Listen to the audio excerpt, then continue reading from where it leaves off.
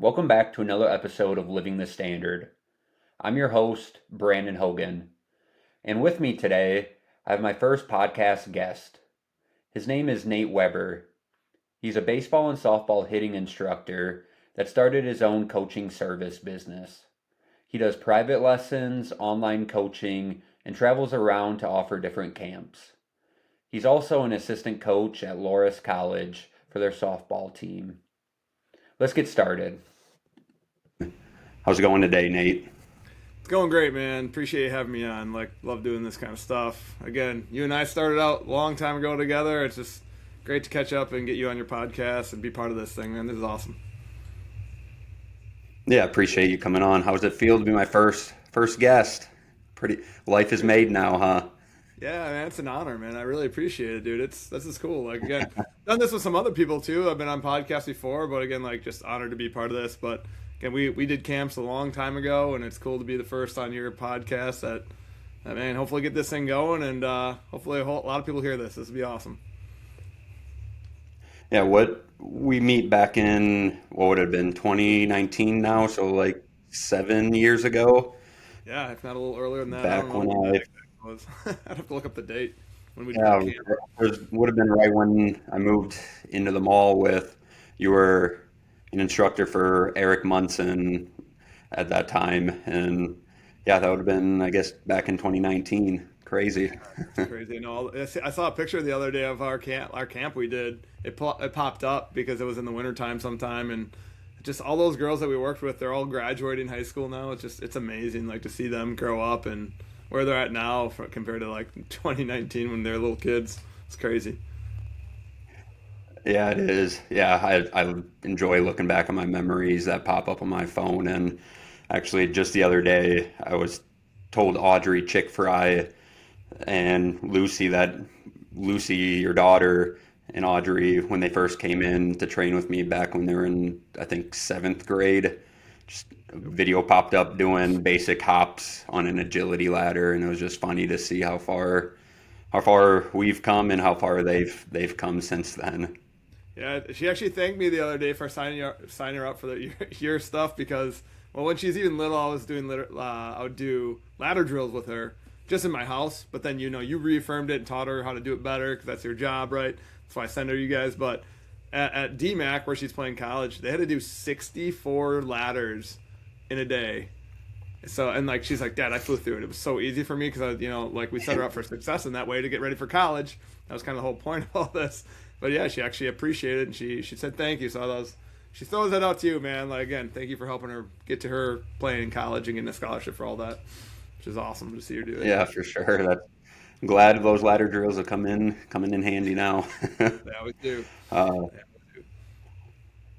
uh, so I guess what kind of want to dive in to kind of what got you started with wanting to do hitting lessons. Yeah, just dive into my story a little bit, I guess, with hitting lessons and stuff. It really started with my daughter. I just so everybody out there knows, I never wanted to be a hitting coach. I never wanted to be a baseball coach, softball coach. That was not my journey. That was not my path. So my background a little bit, my dad coached me my entire life in basketball and baseball, like varsity. He's our varsity baseball coach, right? So that's kind of where I was like, I don't want to be like I don't know if everybody else feels like that. I love my dad. Don't get me wrong. Don't hear me wrong. But I didn't want to be a coach. That was the last thing I wanted to do. I played college ball. I did all that fun stuff.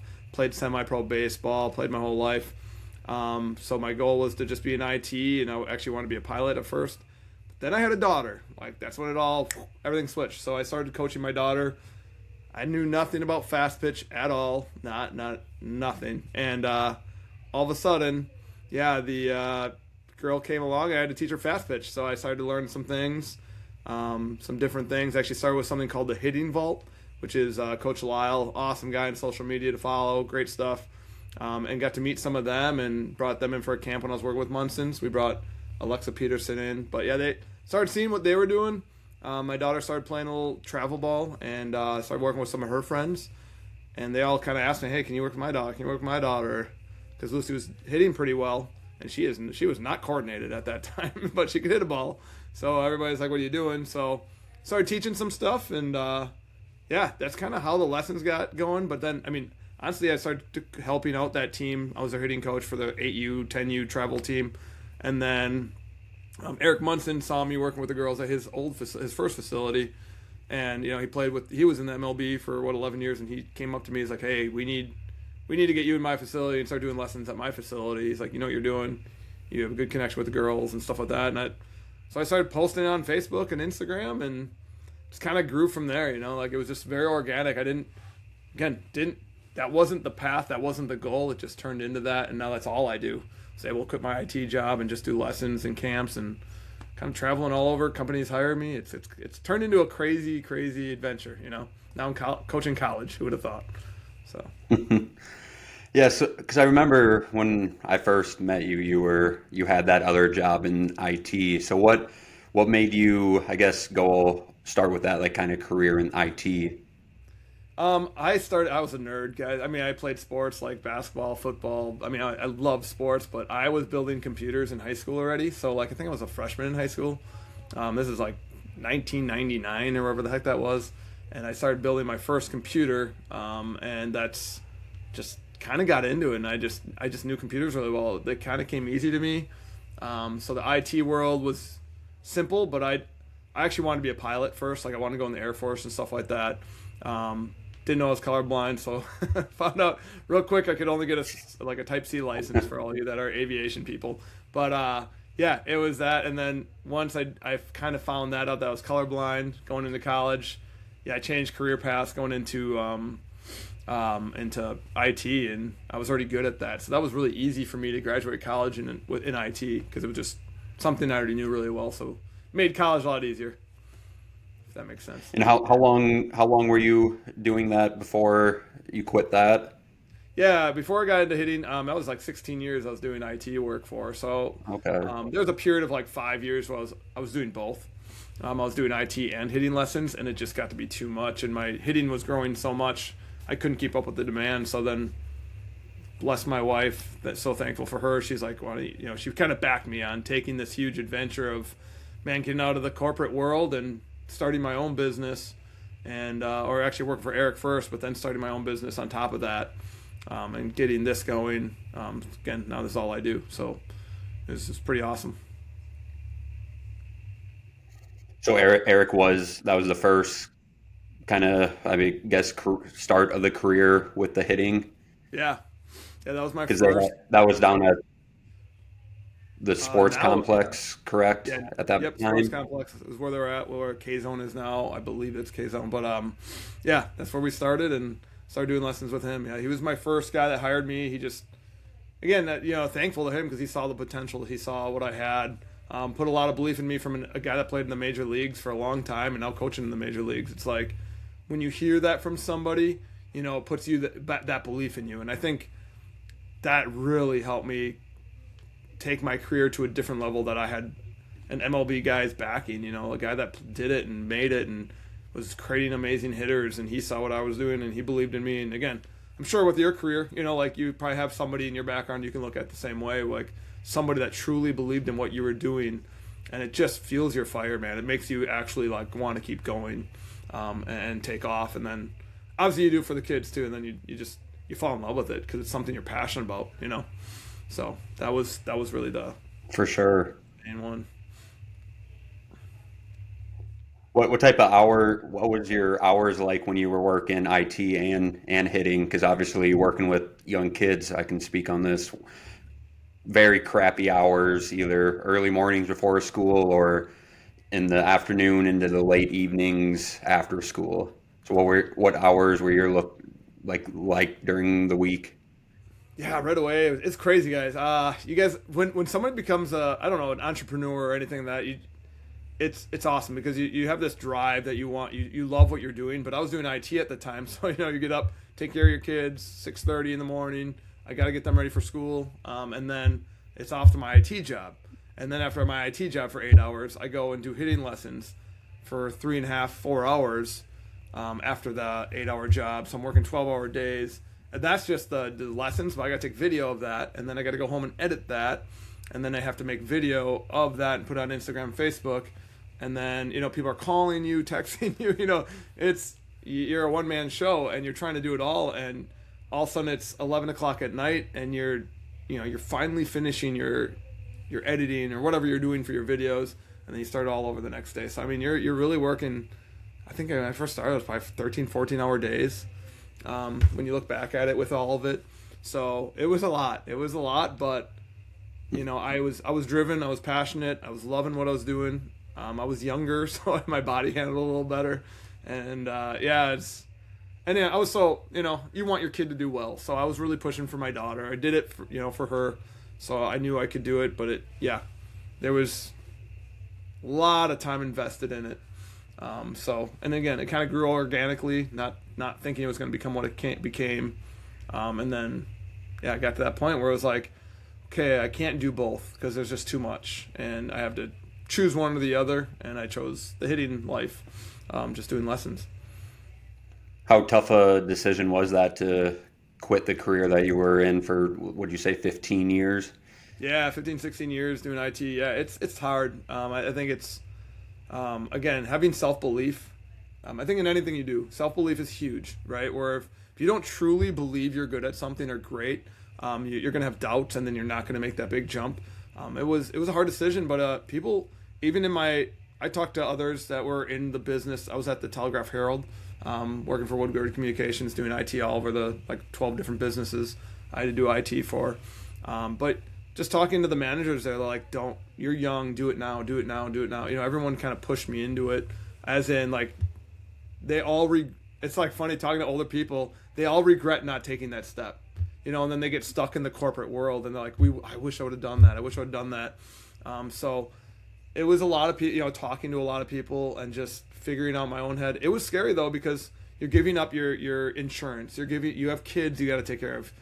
You're giving up all this stuff that the corporate world does provide for you.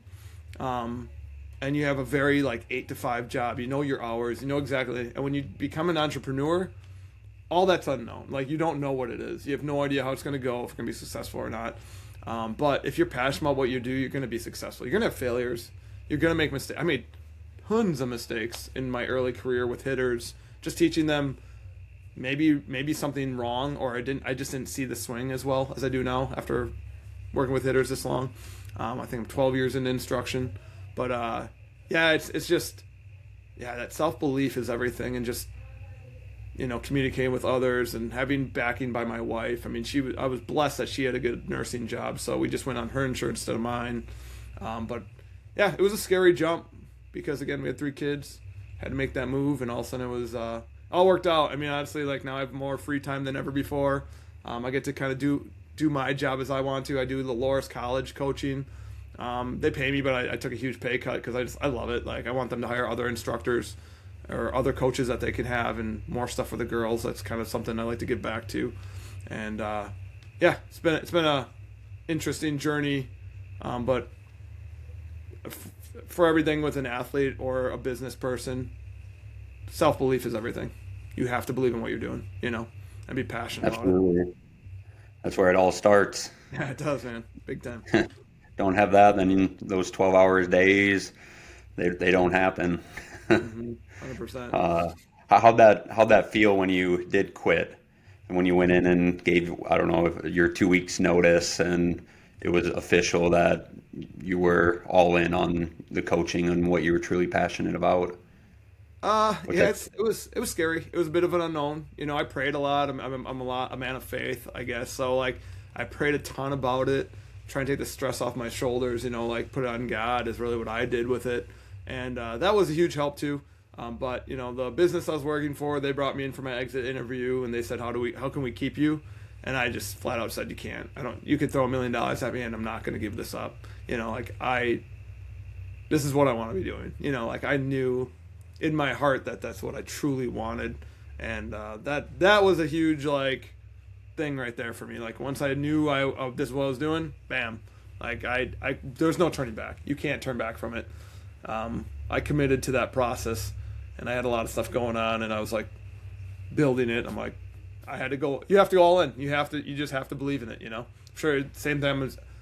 I ask you the same question. Was it the same for you? Yeah, that was my only option that I had on my mind, that if I was going to do this, I was going to dive all in. And because from day one, from as far as I can remember, like this, I wanted to own my own company and had the idea of bar raising fitness. So I was like, this is the moment. I was a little younger than what you were when you made the move. So that helped a little bit where knew I was only 22 and knew that I had plenty of time to still make mistakes and still kind of get my feet back under me if those mistakes happen. So didn't really look at those as negatives that might pop up that kept me scared from taking the leap. But yeah, that was my approach to that. I just had to dive all in. I didn't.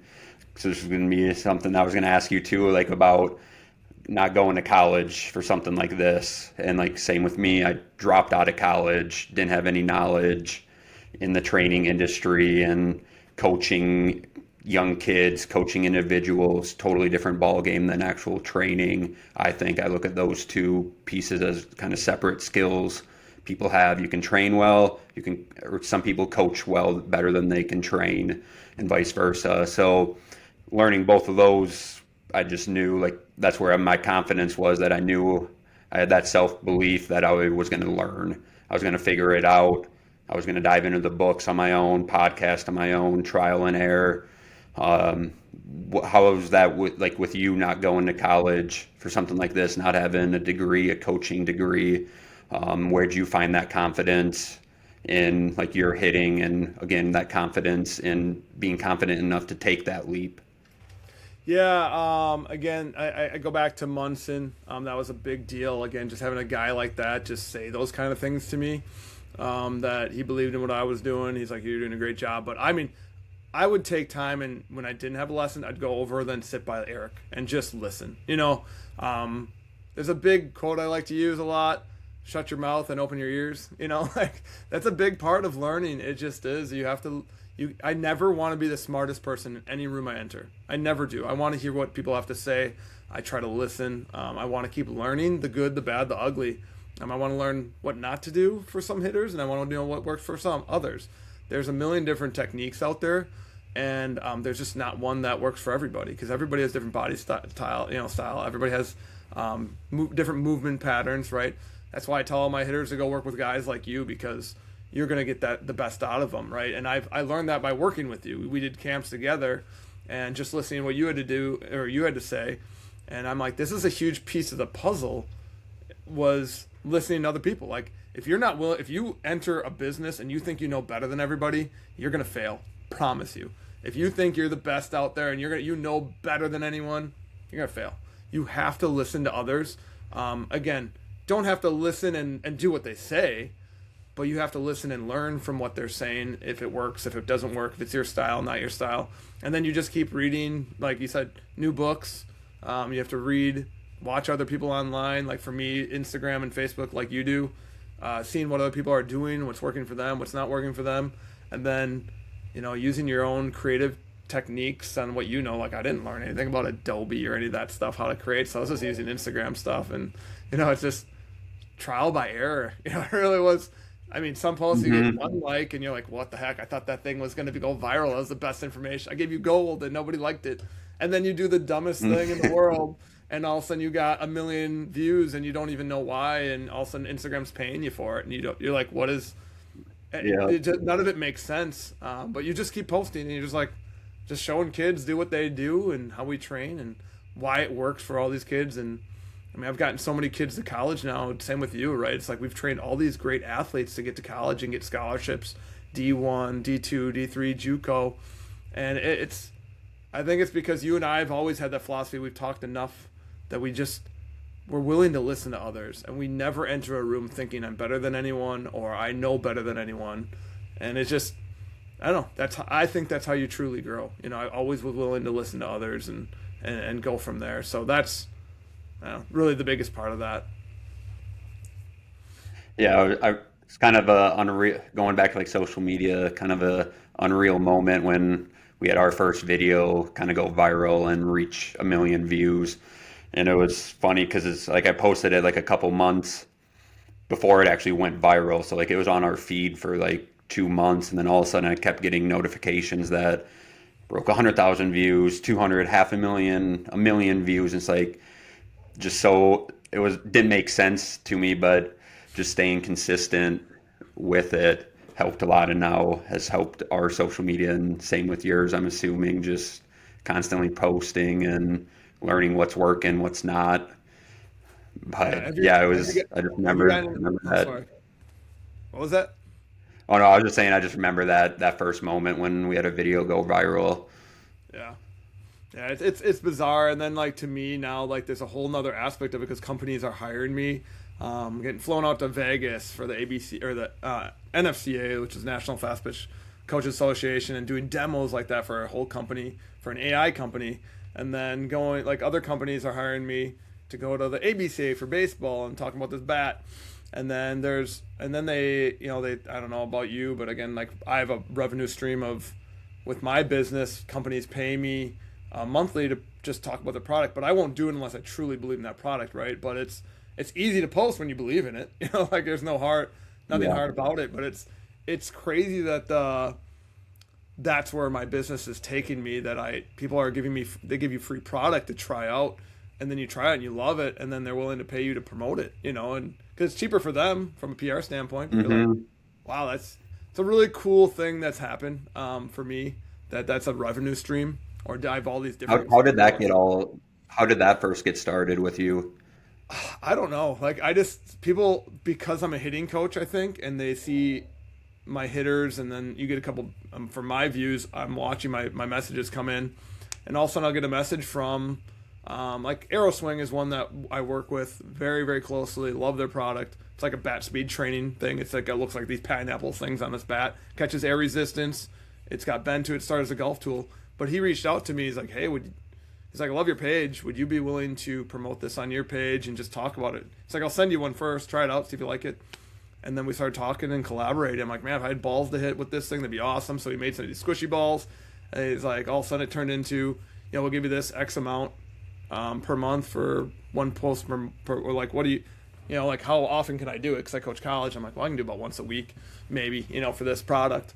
And that's kind of how it works out. And there's contract, you sign a contract, and then it might go 6 months, might be a year. And that's a couple companies are doing that with me. Because again, when you get results with athletes, I mean, they want you to promote the product, and it's just, again, extra $500 to $1,000 a month you're making, just on product endorsements and stuff like that, which is really cool. Again, it's fun because I love the product. It's not like it doesn't feel, none of this feels like work. Like you and I are We're gonna working say right you're now. still providing like your audience value, like those that Yeah. can't work with you, like Yep. because you have a worldwide audience just like us that like we want to share products that we like, or like companies that we use that people that can't come train with us, like how can we still help them? And that's the way I kind of look at it, is we're just kind of providing them value, and we're just getting a little kick off the top for it. Yeah.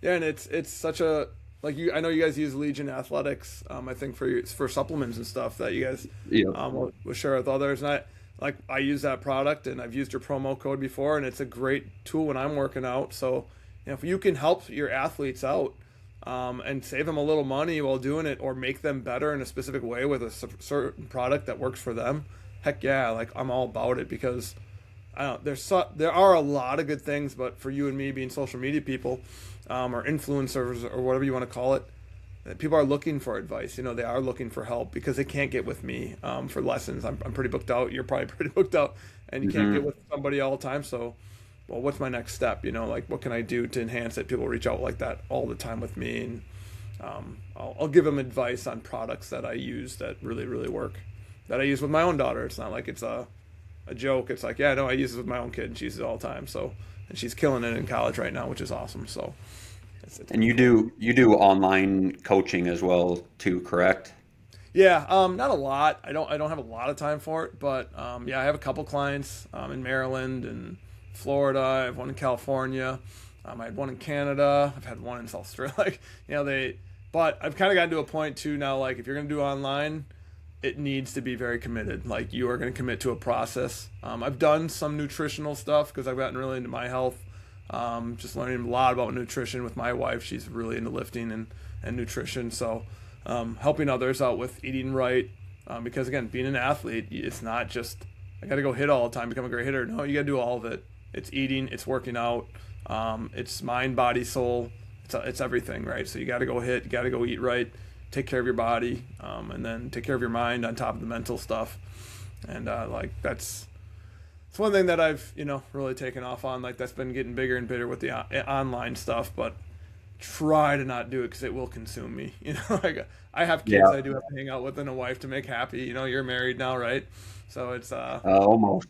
oh, Yep. you're it's right, it's right. You're not quite there yet, but Yep. like you're engaged now. Like if we don't take time for our families and say no, we have to say no a lot. I say no so much now, which I feel bad because I want to help people with their game or their mental side or whatever's going on in their life.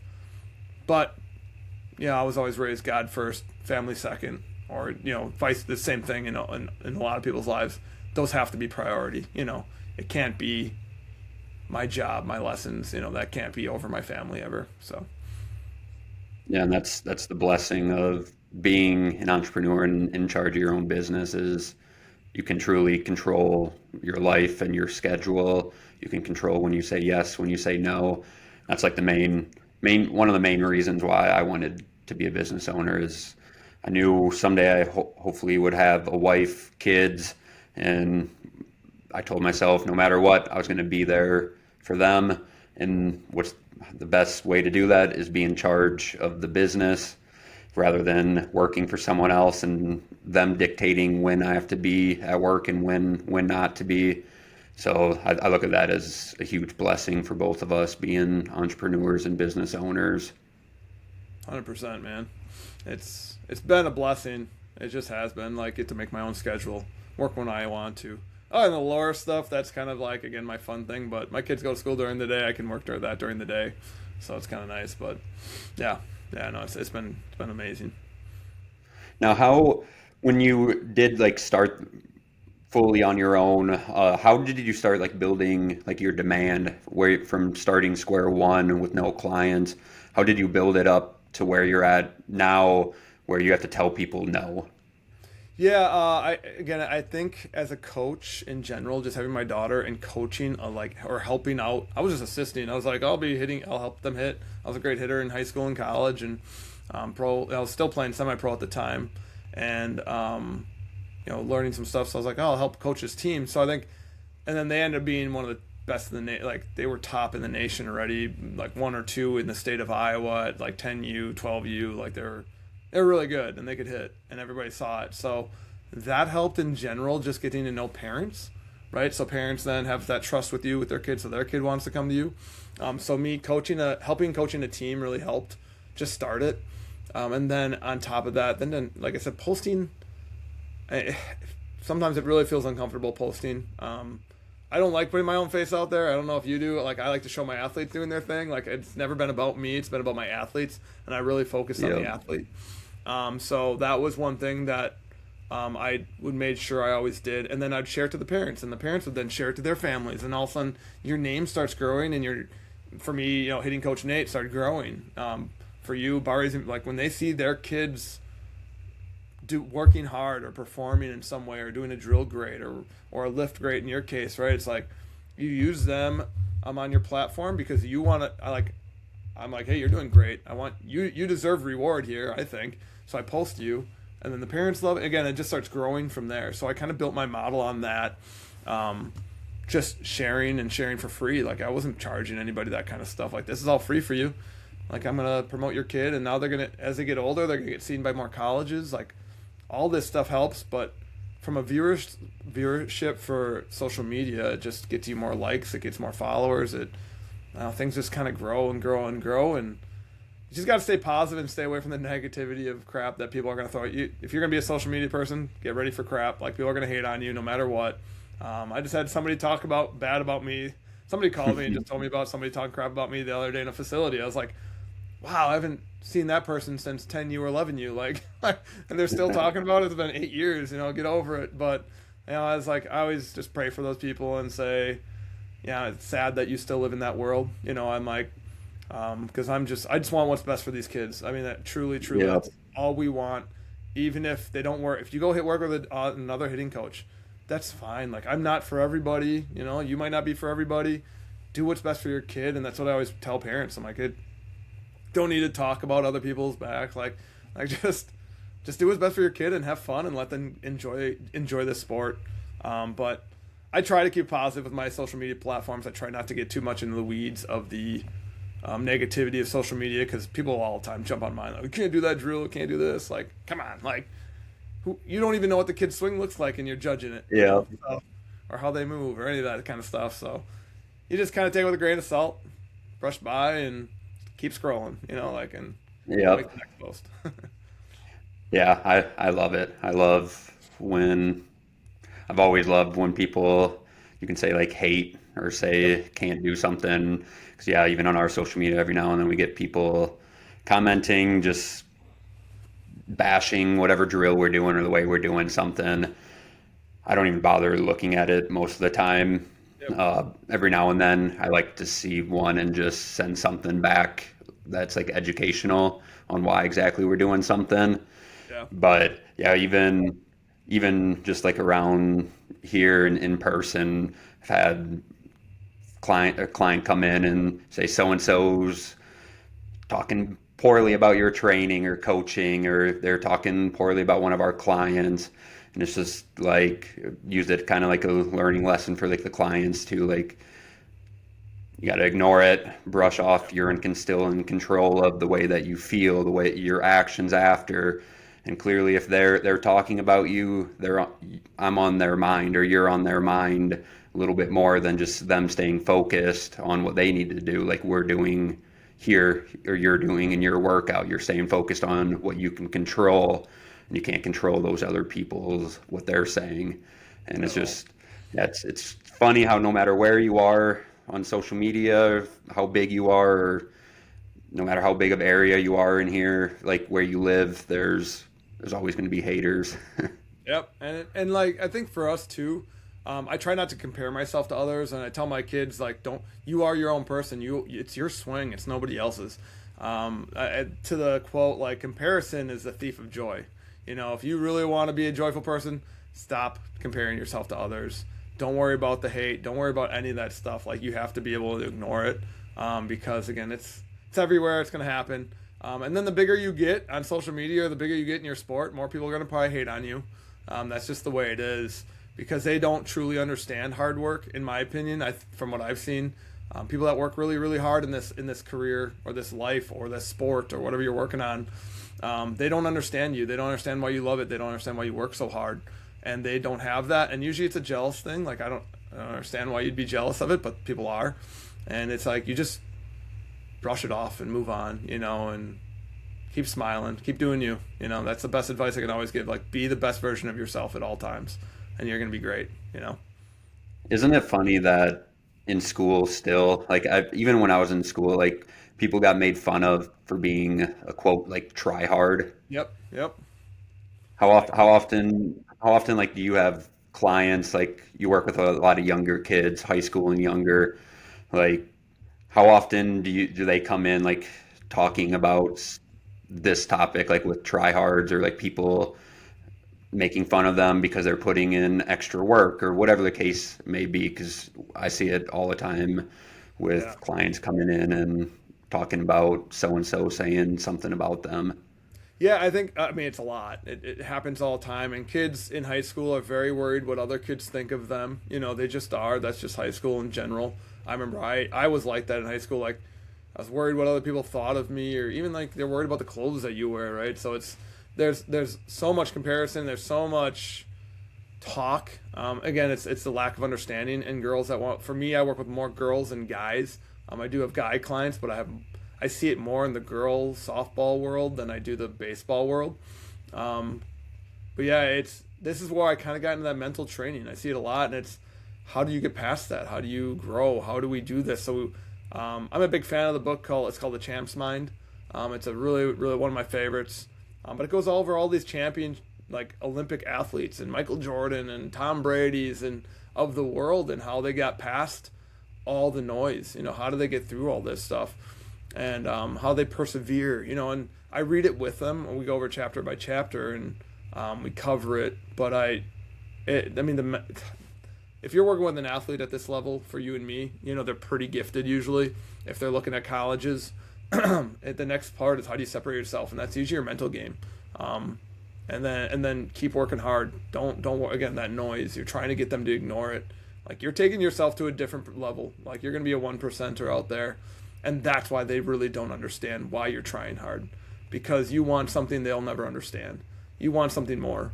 And that's why you're special. That's why you're going to take yourself to a different level than everybody else. And that's usually the message, that them understand that they are doing it right. It's the other 99% that just don't understand, and that's why they're not going to play in college. That's why they're not all state. That's why they're not at the level that they're at. Absolutely. What do you see like the biggest difference, even from like you coaching at Loris, like the difference from like Loris compared to like your high school athletes, and then vice versa, like you train D1 athletes, like what's like the biggest difference that you see on those like different levels?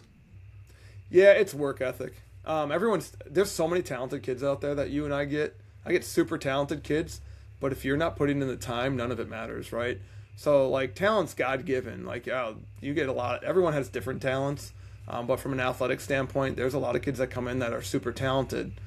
But the ones that separate themselves, like, to me, a D1 athlete in softball or baseball or whatever you want to call it, they're willing to put in 6 days a week, hitting or throwing or whatever they're working on at that time.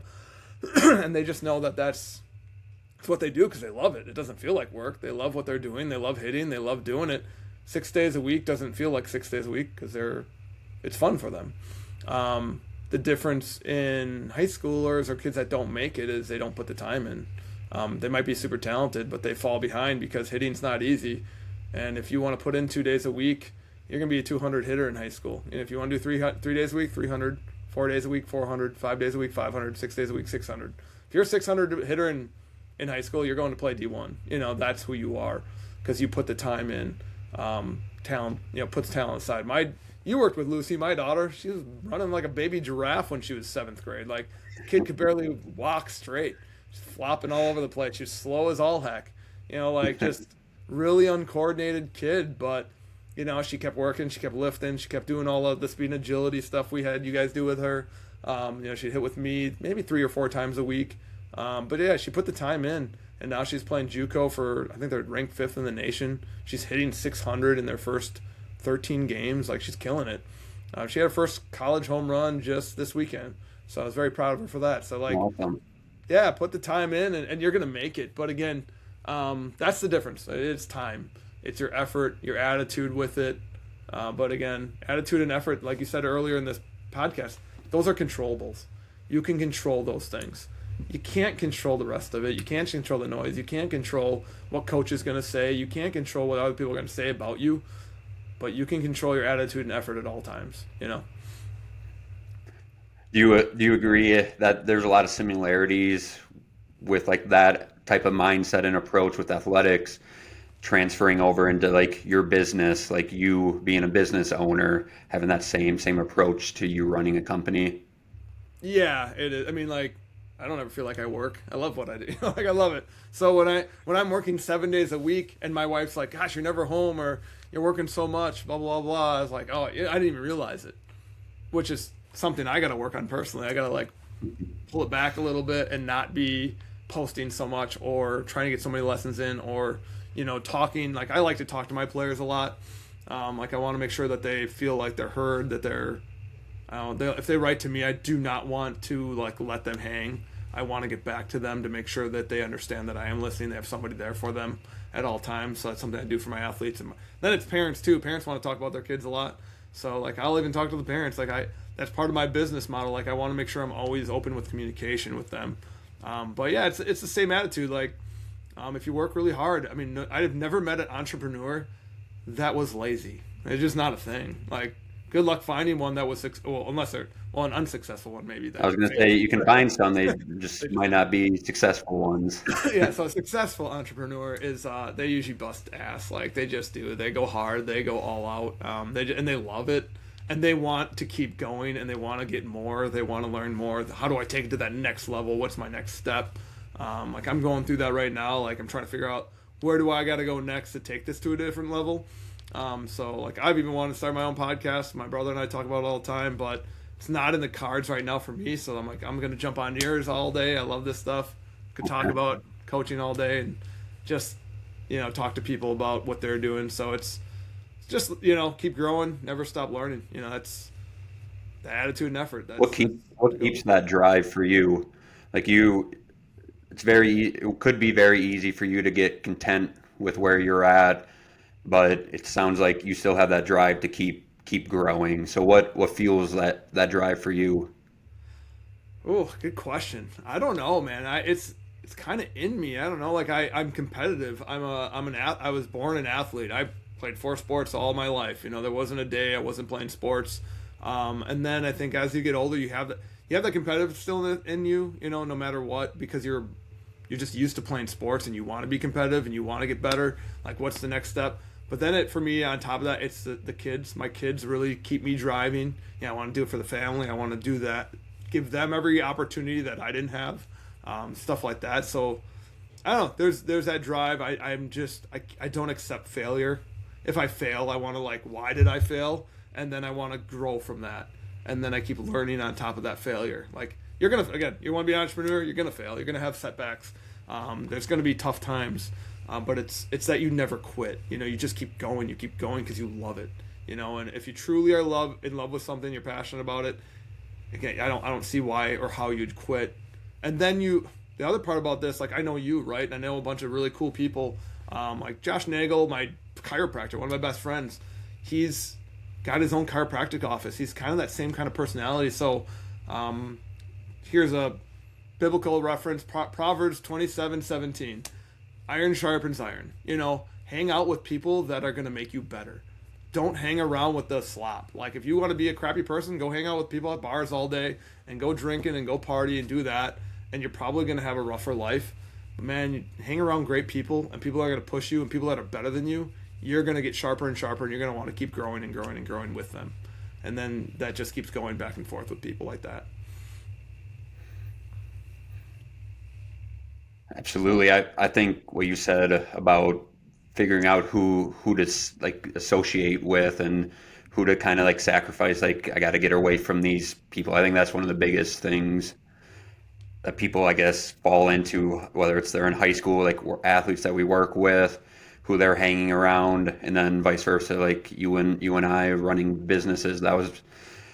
It's all about who you hang out with, and because you are kind of them always talking negatively or doing bad habits, naturally your mind's going to go to those same thoughts or doing those same habits that those friends do or so-called friends do. And that was one of the biggest, I guess, changes of my life, was almost eliminating everyone that I was currently hanging out with because they were going down a totally different path that I didn't want to go down, and realized that I was making very, very, very poor decisions with this group of people that were, again, just taking me down the wrong path than the path that deep down I knew I wanted to go on, and just sacrificing those, again, so-called friends and not associating with them anymore was extremely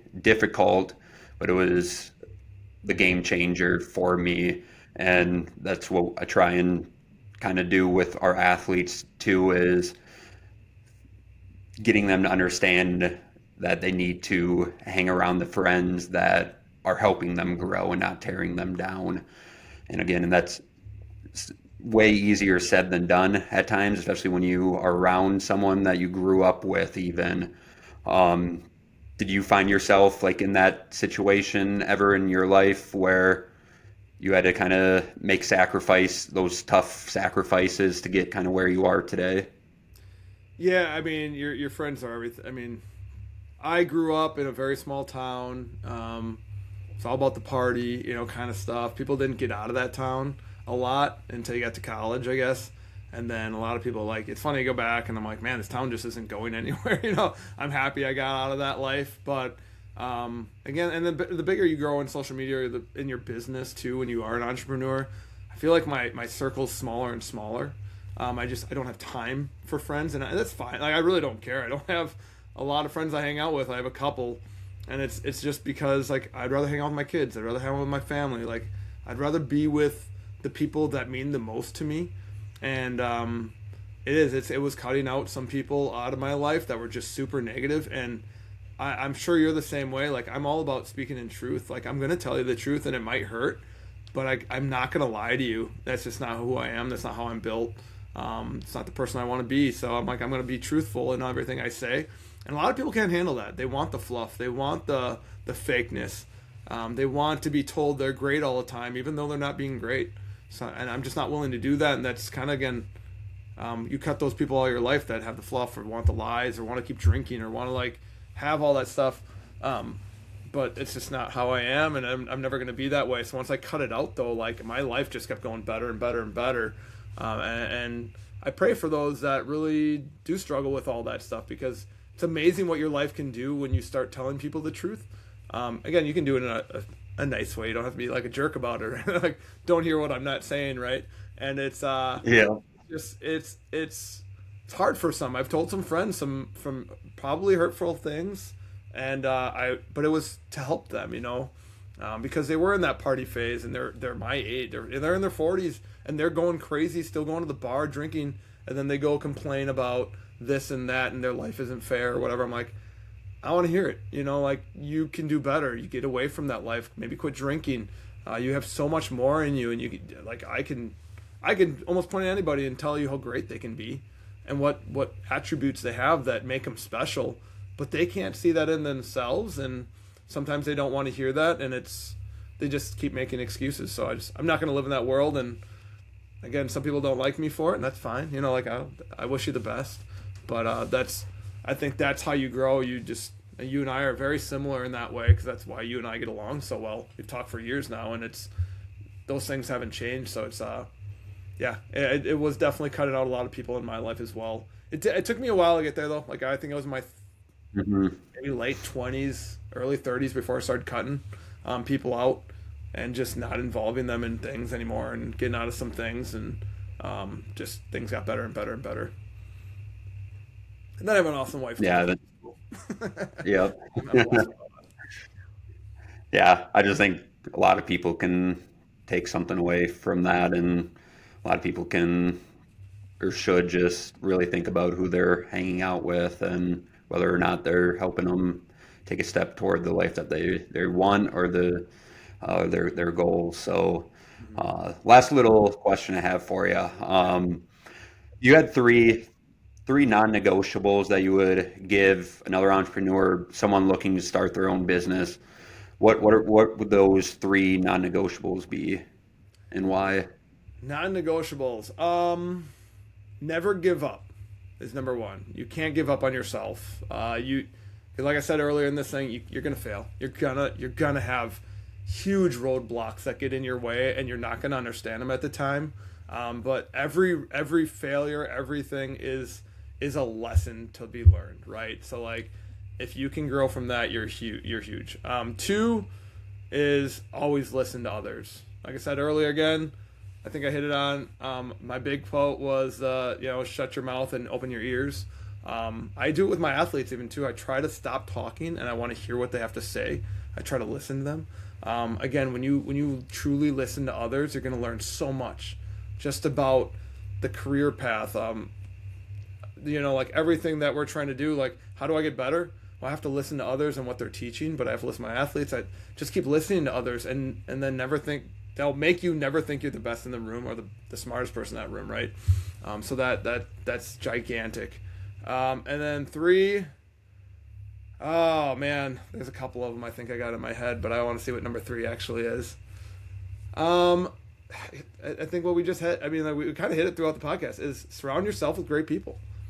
Like it is so crucial to becoming a better version of yourself. Like, again, iron sharpens iron. Like, if you got sharp people around you that are just killing it, man, ask them what they're doing, like pick their brains and just hear them out and watch what they're doing. And you're going to want to be better when you're around better people all the time. I think it's why, like, kids are always doctors. Like, a lot of them, they have a kid that's always a doctor because the kids are seeing that they see this amazingly smart person around at all times, makes them want to be amazingly smart. It's you become what you're around. You are a product of your environment. So again, it's get out of that. If you're in a bad environment, what is the saying for the, like, what is it, the flower analogy I was going to use? Like, you don't change the flower, you change the environment that it's growing in. So again, like, you're already an amazing person. You just got to find a different environment if you're struggling in this. So again, it's those three, I think, are probably the three that I'd go with. I'm sure when I get off this, I'm like, I should have said that one, but you put me on the spot a little bit. So Yep, always. yeah, there you go. Isn't that the point? No, I love those. What about you, man? Let's hear yours. I guess I do have one. Yeah. Oh, yeah. Mine would be, yeah, consistency, 100%. I think it's kind of actually. I'm going to start over. Number one, confidence. Yeah, you do. Just need to have the confidence in yourself because I believe confidence in yourself. Those failures are going to happen. The setbacks are going to happen. Life's going to throw curveballs at you, and if you're confident in yourself, you're going to ignore all the haters. You're going to get through those setbacks. You're going to get through those failures, and you're going to find a new way to do things, and you're always going to want to keep growing. Mm-hmm. Next one probably would be consistency. Kind of falls into like the work ethic. Like, you got to be willing to put in the work day in, day out, 7 days a week. However, whatever time frame you have and how successful you want to be, it's dictated on how much you want to put in the work and how consistent you want to be. Just like with social media, like I said, like, it was nothing. We didn't get all the followers we did just because we did some secret formula. I just stayed consistent with it day in, day out, from getting 50 views to now getting hundreds of thousands of views on videos. It's just staying consistent with it. Then the last one for like new people. Last one, yeah, it is tough. I kind of stick with my I call them the 4 C's of a success. So I'll just kind of stick with those because that's what I've been living off of before I even started this, like learning these 4 C's, where one was confidence, then consistency, then you have commitment. So being fully committed to the process, fully committed to whatever it is you're doing, the work, the learning, committed to learning as much as I can. And then the last one is courage. So having the courage to either take that first leap of faith if you're just starting out, or vice versa, having the courage to continue to take those leaps of faith. Like, we're in a position where I could also be content with where we are at, but we continue to reinvest into the company, reinvest into our team, our services, expanding services, reaching all new markets. And that too takes courage to be able to continue to take those leaps. So like I said, I like those 4 C's because that's kind of what I've been living off of my life. So those would be my 4 non-negotiables. No, that's perfect. Very organized. I like that. No, it's true. I mean, like, you gotta be confident in yourself. Like, an athlete in general. Again, our business in general, we teach confidence. Teach you how to be confident, how to walk into a room. Like, I think that's confidence is always huge for anything you do. And then, like, I always have to tell my players too, like, there's a big difference between confidence and cocky. Absolutely. Right? Like, cocky, you're telling everybody how great you are. Confidence is up here. You show it in your body language. You show it when you walk around. I tell my players all the time, when you walk into class tomorrow, walk taller. Like, have good posture. Yep. Like, people are just going to give you more respect just based because you look more confident in yourself. You believe in you, and it's that it's just so huge. And then consistency and everything, like you said, Like you're gonna go work out and you want to lose weight, and you want to get stronger and bigger muscles. Consistency. Like Hmm. that's one thing I struggle with is consistency in my working out. Like I'm always trying to be consistent, and then all of a sudden, like Laura's college season comes and my whole schedule gets thrown out the window, and it all changes, and then you're trying to find a weave around it. Like consistency is huge.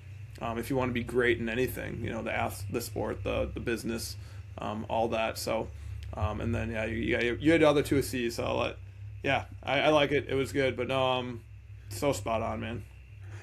Yeah. Now, I do have one question that I just thought of. I'm gonna be a married man Yeah, here in June. If you had one piece of advice for marriage, what would you give me? only one, man. There's so many pieces of advice I can give you. Never keep score. So once Well, you that's a keep like, problem. yeah. So We, like, we, we keep score we have our pool series where we play pool out in the garage, yeah, and she's super competitive too. And we have our best of seven series. We always play series best of seven, yep. and then we keep track of total wins based on those best of seven games. And she beats me. Well, I think she has like seven total wins, and I have like eight total wins. And then So we have like our checker games. We played checkers. One match took us over 3 hours okay. because we were so dialed in. But those we keep score. Yeah, those are fine to keep scoring because those are like dates, right? And that's so. Here's two pieces of advice: never stop dating. One, always date. When you're 90, keep dating because you're gonna change throughout your life. You both will, right? Never stop dating. Like always go on dates. Make sure you set that time aside. And then when you have kids, it gets even harder to do because you have to do it because again, you got to keep getting to know your wife constantly. But the never keep score thing is like, don't ever get into the mode because this happens a lot. Is that well, I did the dishes, I did that, like those kind of keeping score because once you keep like, well, I always do the laundry, you never do that kind of stuff. Those things will eat up a marriage real fast. Do it out of love. Like I do, you do the dishes for your wife because you love her. It's not because it was your turn. Because well, I did dishes 5 times this week and you only did it 3 times. Like those kind of things you never want to do in marriage, because you'll start resentment, and you don't want to have resentment in your marriage because they don't do enough around the house or they don't do this or that. Everything you do out of love. Like there should be no expectation of her for you. And I think if you keep dating, never keep score, man, you're gonna have a great marriage. Like those two things, you'll stay in love. You'll like, you guys will be awesome. I mean, I like my wife and I, we like to travel, but just when in Hawaii, we those are like our dates. Yeah, we bring our kids, but we make sure we go walks on beaches and stuff like that, and keep doing that kind of stuff. So, I gave you two pieces. Sorry, it was more than you Yeah, asked. no, Marriage no, is marriage is the hardest thing you'll ever do in life, but man, it's like the biggest reward at the same time. So, yeah. I'm looking forward to it. It's congrats, dude. That's awesome. hard to believe that it's almost here, but Yep. can't wait. Oh yeah, absolutely, man. So. Well, Nate, I appreciate your time. You have anything else? No, my pleasure. Again, so happy to be on this. Again, if you guys want to follow me, I'm Hitting Coach Nate on social media. Or come watch our Laura's College girls. We play all. I mean, we just started up going to Florida here on March 7th to the 14th. But yeah, you can find me Instagram, Facebook, Twitter. I don't even remember all my handles anymore. It's like, Are you on every platform? no, I don't do Snapchat or anything. Yeah, I keep yeah. it to Instagram, Facebook, and Twitter or X, I guess. You got TikTok. No, I don't even do TikTok. I got away from it. Everyone's like, you need to do it, and I'm so overwhelmed with what I got going on. I'm like another social media platform that's just. Mm-hmm. I'm like, oh, I don't want to keep posting. Honestly, like, I don't know about you, but man, social media is like my least part fun of my job. Yeah, I I don't. I don't know, enjoy it. I know it's not fun, but It's, it's just necessary to have a good business. And you do yeah, want to share good information. Like, big part of my business, I love sharing good information. Because yep, there's good and there's bad out there. yep. That's kind of one of the to-do task is find someone to take over the marketing or the social media side of things because It's a lot. I've lost interest in making all those posts multiple times a day, but right now I have to do it still. Yep, totally hear that, Uh, man. It's spot on. uh, Same. well, I appreciate your time and definitely get you back on here again sometime soon. Sounds great, man. Thanks for having me. I really appreciate it. Yeah, of course. All right, everyone. Till next time, keep raising your standard.